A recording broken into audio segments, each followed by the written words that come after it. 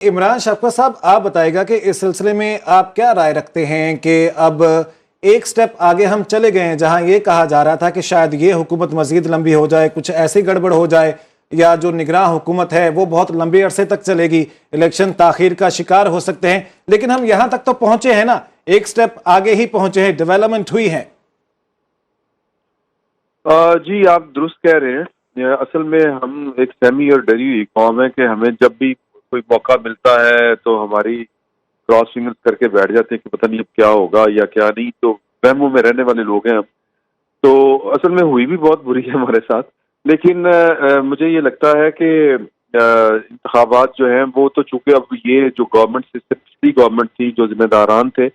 وہ خود اس طرح کے کام کر گئے ہیں کہ وہ جس طرح شاکر سولنگی صاحب نے کہا، سوری مرتضیٰ سولنگی صاحب نے کہا کہ جو یہ جو انتخابات ہیں فروری سے آگے یا امید کر رہے ہیں کہ فروری تک ہو جائیں گے، تو یہ اصل چیلنج تو یہی ہے ایک دو اکانومی کا جو ہم سمجھ رہے ہیں، جس کے لیے قانون سازی کی گئی تھی۔ مجھے یہ لگتا ہے کہ کاکڑ صاحب کو وہ ایک جو روٹین والا نگران وزیر اعظم ہوتا ہے، اس سے ان کے لیے اسائنمنٹ اس سے بڑی ہے، اور ان کے لیے چونکہ چیلنجز بڑے ہیں اس لیے اسائنمنٹ بھی بڑی ہے۔ اب چیلنجز جو ہیں وہ کتنی دیر میں، وہ پہلا چیلنج تو یہی ہے کہ انتخابات جو ہیں وہ پر وقت ہوں، لیکن وہ پچھلی گورنمنٹ ہی ایک لیوریج دے گئی ہے کہ چلیں یہ فروری تک جا سکتے ہیں، تو اللہ کرے کہ فروری تک چیزیں سمیٹ لی جائیں، اور جو اسائنمنٹس ہیں ان کی انتخابات کے علاوہ جن کے لیے قانون سازی کی گئی ہے، اس میں بھی اللہ کرے کہ یہ کامیاب ہو، ہماری تو دعائیں ان کے ساتھ۔ لیکن اس کے علاوہ مجھے لگتا ہے کہ جس طرح کی ان کی پرسنالٹی ہے، یہ چیزوں کو لے کے چل بھی سکتے ہیں، اور ریزلٹ اورینٹیڈ پرسنالٹی ہے یہ۔ اگر آپ ان کی ہسٹری جانتے ہو تو یہ سیلف میڈ آدمی، یہ یہاں تک جو پہنچے ہیں تو وہ ایک نہ ان کے پاس جو تھی کہ وہ کوئی فیملی بیک گراؤنڈ تھا اس طرح کا کہ کوئی بہت امیر کبیر بہت بڑا سیاسی گھرانہ، کوئی اس طرح کی چیز نہیں تھی۔ تو جو ڈوئر ہیں بیسکلی، وہ جو رانا بشیر صاحب کہتے ہوتے ہیں نا کہ وہ ڈوئر ہیں، زرداری صاحب ہی از آلسو ڈوئر۔ تو انہوں نے اپنی جو جس طرح خود کو لے کے چلے ہیں، اکیلے ہیں،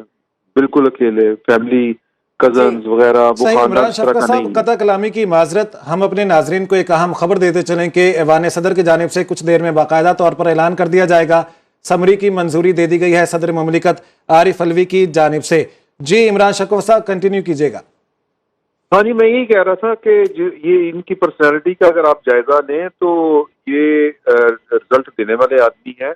اور یہ اگر آج وزیر اعظم ہیں تو یہ انہوں نے رزلٹ ہی دیا آج وزیر اعظم، تو لہٰذا وزیر اعظم بن کے بھی مجھے لگتا ہے مجھے پرسنالٹی تو کسی اور سابق وزیر اعظم کی بڑی تعریف کی جاتی تھی، سابق وزیر اعظم کی تعریف کی جاتی تھی، تو اب وہ پرسنالٹی نہیں کو ہے مد نا۔ نظر رکھتے ہوئے نہیں میں نہیں، یہ کمپیریزن نہیں بنتا، وہ والا وہ ایک اور معاملہ ہے، یہ اور معاملہ ہے۔ لیکن میں صرف یہ کہنا چاہ رہا ہوں کہ جس کام کے لیے ان کو چوز کیا ہے، ایک تو یہ کہ غیر متنازع ہوں، بالکل ہے، اصل چیز وہ ہے جس کے لیے قانون سازی کی گئی، اصل چیز وہ ہے جو اب پاکستان کے کو درپیش چیلنج ہے، اکانومی والے اور الیکشن کروانے والے اور غیر متنازع شفاف الیکشن ہو، وہ تو خیر ذمہ داری الیکشن کمیشن کی ہے جی، تو، لیکن جو روزمرہ کے کام ہے یہ تھوڑا سا روزمرہ سے ہٹ کے ہے کام، ٹھیک، جو یہ نگران حکومت ہوگی یہ بزنس ایز یوزول نہیں ہے۔ ٹھیک ہے، ان کو جو پاکستان کے جو ریاست ہے، جو ریاستی مشینری ہے، ان کو اندازہ تھا کہ جو نگران حکومت ٹھیک ہے آئے عمران گی صاحب، چیلنجز بڑے ہیں اور دورانیہ کم ہے جیسے کہ آپ کہہ رہے ہیں، اور یہ کلیئر کریے گا کہ اگر 90 روز میں الیکشنز نہیں ہوتے تو پھر نگراں سیٹ اپ کتنا لمبا چل سکتا ہے؟ دیکھیں، یہ ہم ایک آئینی بندوبست کے نیچے پاکستان کی ریاست جو ہے وہ چل رہی ہے۔ اب یہ ایک آپ کہہ لیں کہ ایک آئینی ہی حل نکالا گیا ہے، یہ جو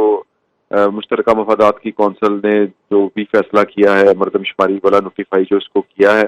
تو ایک آئینی تعویل ہی ایک آپ سمجھے کہ ڈھونڈی گئی ہے۔ تو اگر اس سے زیادہ کہیں پر کھینچا جانا ہے معاملہ